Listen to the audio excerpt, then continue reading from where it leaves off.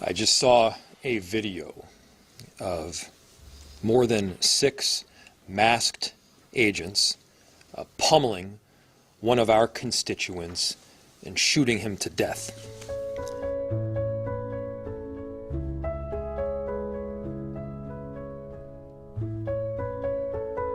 Alex Pretti was an ICU nurse who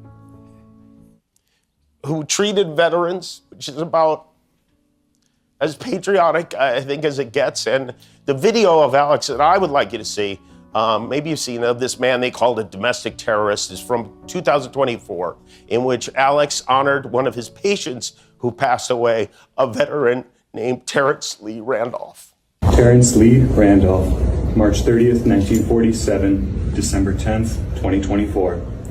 Today we remember that freedom is not free. We have to work at it, nurture it, protect it, and even sacrifice for it. May we never forget and always remember our brothers and sisters who have served so that we may enjoy the gift of freedom.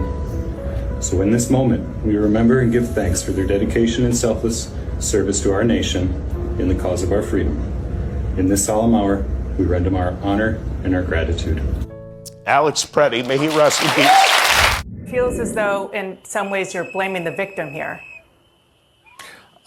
The victims are the Border Patrol agents. I'm not blaming the Border Patrol agents. The victim are the Border Patrol agents. The suspect put himself in that situation. The victims are the Border Patrol agents there. When I hear the officials from the Trump administration describe this video in ways that simply aren't true, I just keep thinking, your eyes don't lie. You know, we're not sitting at the American people aren't sitting at a Trump cabinet meeting having to say everything to make him happy. They're going to make their own judgments. ICE needs to leave our state. They are making us less safe, not more safe. We're being attacked by our own people, by our own federal government, by masked men without ID that are taking people away for God knows why. They're not pedophiles, they're not rapists, they're not criminals. They're taking people from schools, they're taking high school kids. Why is this so hard for you to talk about? Sometimes this is a little tough. Because I'm an American and I'm ashamed. I'm ashamed of what's going on. People should not be killed for protesting, for wanting not our people in our city to be taken. Like, this is not okay, and it's violent, and it shouldn't be violent. We should be peacefully protesting, but they're just taking us. I'm just angry. I'm angry, and I just want this to be over. This isn't the Minneapolis I know and love. How many more residents, how many more Americans need to die or get badly hurt for this operation to end? How many more lives need to be lost before this administration realizes that a political and partisan narrative is not as important as American values?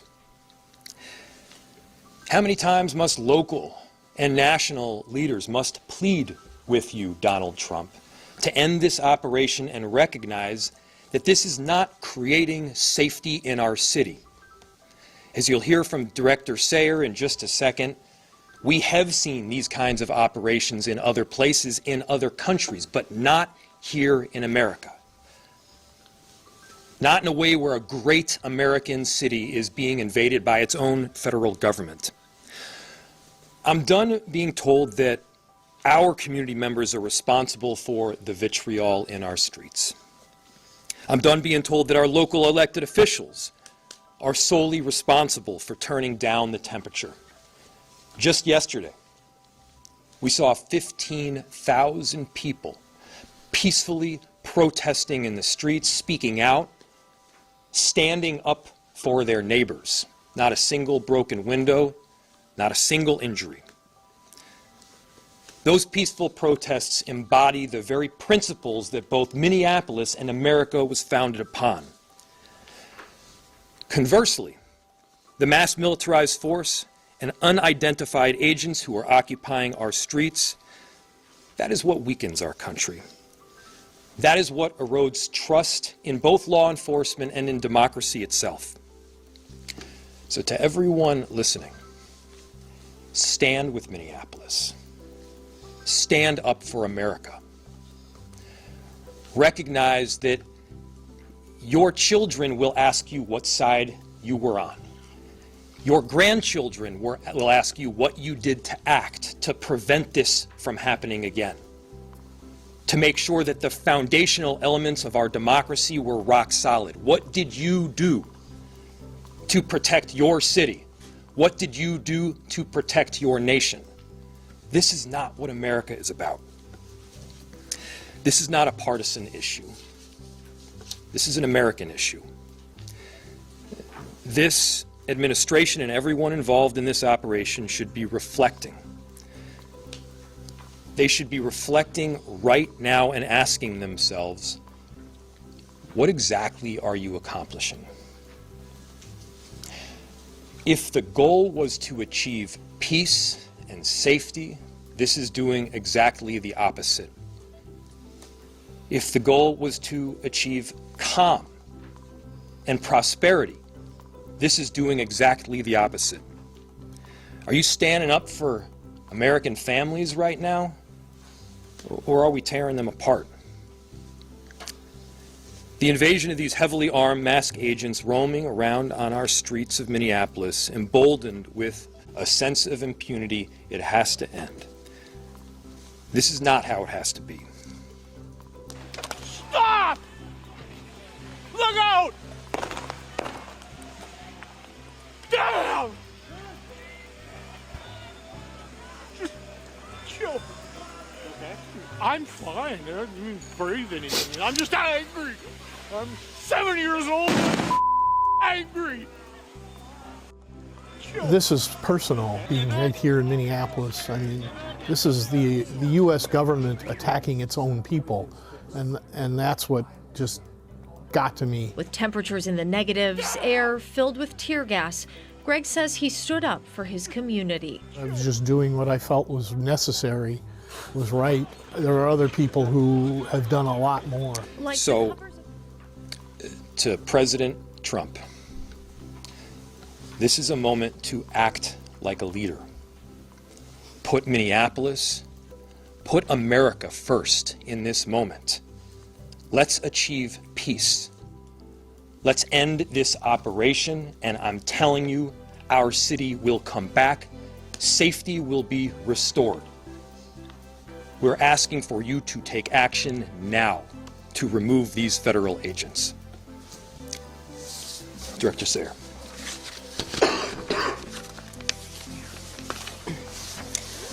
My name is Rachel Sayre, and I am the Director of the Emergency Management Department for the City of Minneapolis.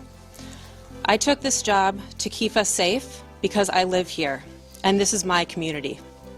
We are doing everything we can to mitigate the impacts of this terrible situation.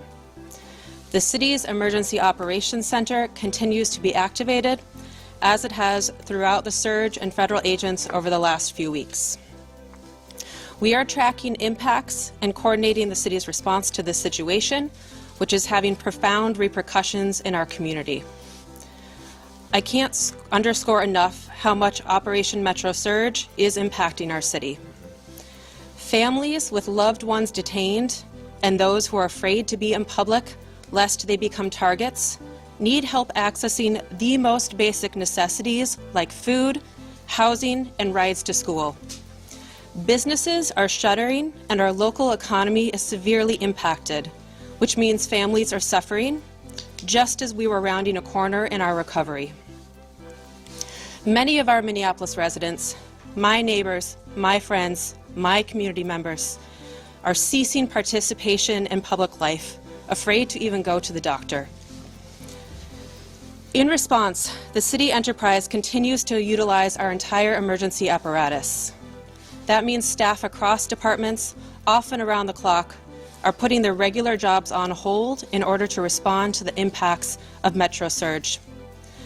I want everyone to know there are numerous resources available to community members right now. We have mental health help available. We have food assistance, housing and rental assistance, legal help. We are sharing information about what to do if you are exposed to tear gas, pepper spray, or other chemical agents. and the state AGs and ACLU are collecting reports of rights violations. You can access these resources on the city's virtual resource center at minneapolismn.gov/ICE. Please share this information with your neighbors. We have help and we want you to be able to access that. My background is in international humanitarian response in conflict zones in Yemen, Haiti, Syria, Iraq, and Ukraine. What I've seen here is what I've seen there. A powerful entity violently and intentionally terrorizing people, making them afraid to go outside so they can't earn a living, so that kids are forced out of school. This has a lasting generational impact. People can't plan a single day of their lives because they don't know who is around the corner and if their family member or neighbor is about to be taken away. In these times, you see both the best and the worst. The worst is the terror and the feeling of helplessness. The best will continue to be our community's response. The way we are showing up for each other, that is in the absolute worst of times. We're showing up for each other in the absolute worst of times. I'll turn it back to the mayor. Thank you. We'll open it to questions. We are seeing an incredible volatile situation unfolding right now around that scene. Is there any communication right now between local and federal law enforcement or cooperation, or where do those efforts stand to try to calm what's going on down there right now? I'll turn it to the chief to answer. So the question was, there is an incredibly volatile scene in South Minneapolis right now, and the extent of communication with law enforcement agencies. We have established a command post that is led by Minneapolis Police, and there are representatives from all of the regional, local, county, and state organizations. We have had communication with Homeland Security, but they have not been able to provide us any specific details around the incident itself. We are responsible for ensuring the safety of people on the streets of our city, and we are doing everything that we can to maintain the peace right now, led by Minneapolis Police, but with the help of the Minnesota State Patrol, Hennepin and Ramsey County Sheriffs. Several suburban towns are in the city helping us with 911 calls. We have done an emergency